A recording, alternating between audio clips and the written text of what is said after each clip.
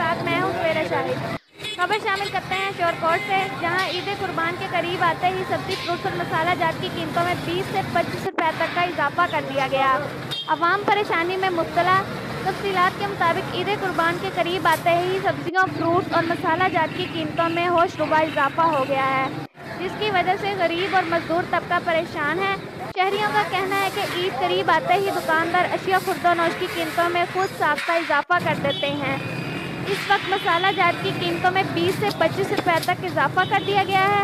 लहसुन 170 रुपए की बजाय 200 रुपए फी किलो, टमाटर 75 रुपए की बजाय 100 रुपए फी किलो, जबकि अदरक 400 रुपए की बजाय 430 रुपए से 450 रुपए फी किलो तक फरोख्त किया जा रहा है।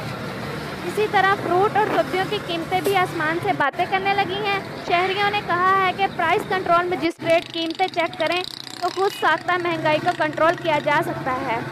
अगर ईद से कबल खुद साख्ता महंगाई को कंट्रोल ना किया गया तो ईद पर महंगाई का जिन बेकाबू हो जाएगा।